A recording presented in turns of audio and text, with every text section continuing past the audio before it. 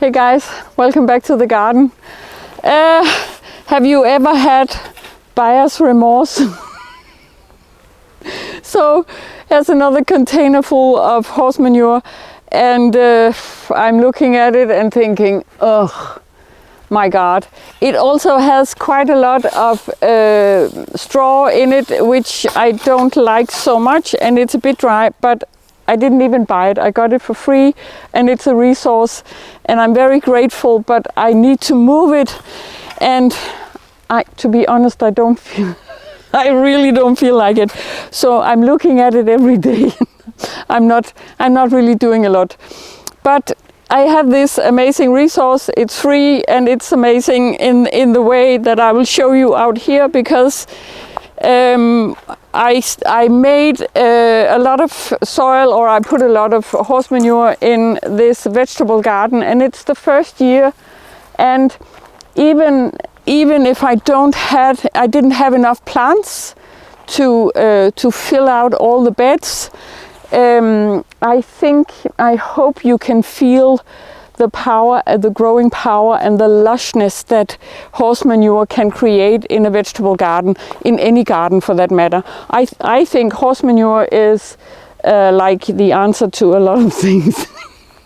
So I'm very pleased with that pile I have over there, but I just need to find the energy to move it. I'm not really moving it in here. I'm moving it to another circle, and I'll talk about that in a different video. But I think I just wanted to tell you a little bit about what I have learned from this new vegetable garden this first season.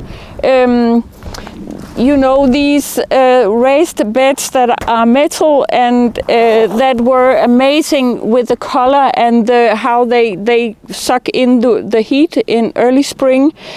They were quite amazing, and the soil got a little warmer inside of these raised beds. But I saw how in the high summer, when it was quite warm, quite hot and very sunny, that actually they were almost too hot. And at least for these the different kales that I have, they were not too happy with the heat that was generated with the sun and the color on the side of these raised beds. It's okay, because next year I will just have all of my kales, I will put them into these beds, and I won't have that problem. And just being sure to plant things that are happy with a lot of heat. As you can see probably, well, I did plant this one plant, and it shouldn't have been in here. It's a Hokkaido, it's a pumpkin that we absolutely love, but it really shouldn't have been in here. But I mean, look at this. It's running all over the rest of the garden and already making these shoots that are several meters long. I love it, and I think the raised beds give me a sense of structure that I need in the vegetable garden, because as you can see from the other garden spaces that I have shown you, I'm a bit of a wild woman in terms of not so much order, not so much structure. I kind of like it wild, but this gives me a little bit of structure and keeps me in line. Hopefully. Of course, we can also we can feed the whole neighborhood with squash, and the Swiss chard is also quite happy in these, and I think the kales are looking quite amazing. This is just a curly kale, but this will last us all winter, and I've got another patch over there. But I mean, guys, I'm loving it. I think I didn't know actually that I had been longing for a vegetable garden like this again, but this, just going out here in the evenings and pick something and make food from it, and it has traveled no miles, and it's just the lushness and the health that's in this area. Also these are an experiment, but actually if August is okay warm, I will actually have quite a lot of these eggplants, different ones, and a lot of them are flowering, and they look to be thriving in this heavy horse manure, which is quite nice. And the flowers are still fine. And all in all, I'm super grateful for all that's growing here. Oh my God, I forgot to pick this, guys. It's not great, but I want to show you. This is what happens when you turn your back to a squash for 2 days. I didn't harvest this plant because we have the fridge is already full of squash, zucchinis, or whatever you call them. Now I'm standing beside this potato tower experiment, and I'm not impressed.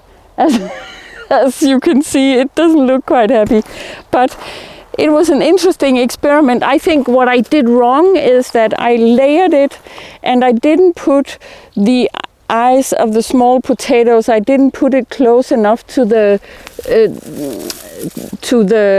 edge, so that they wouldn't know how to reach for the light. So they only grew upwards, and meaning that I think maybe we will have 10 tiny potatoes as per usual.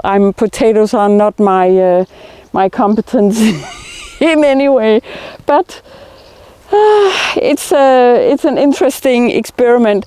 And I think when fall comes, I'll just take this away and distribute the soil that has been brewing inside, and just put it out here in the beds, and it'll be fine. Lots and lots of different pumpkins, and it's also been interesting for me to see how actually a lot of pumpkins were already in the soil or in the mix where I put it. So when I put it, so some I have been seeding, and others are just volunteers, which is beautiful and always interesting to just embrace that. We'll see how they taste, or if they're just beautiful, it's fine. Another thing that was also in the soil already were all of these different tomato plants, and I see actually now that the greenhouse is sort of waning. It's less healthy, and less tomatoes left. Actually, these are looking quite happy and healthy with lots and lots of tomatoes on them. So for a first year, I'm so happy and so pleased, and I just think it's amazing you can produce so much food in such a short time. And I will have to make a squash cake from this giant squash. It's not delicious to eat when it's this size, so I'll just I think I'll make a squash cake tonight, and our daughter is coming home tomorrow, so that should be fine. Thank you for watching, guys, and see you later.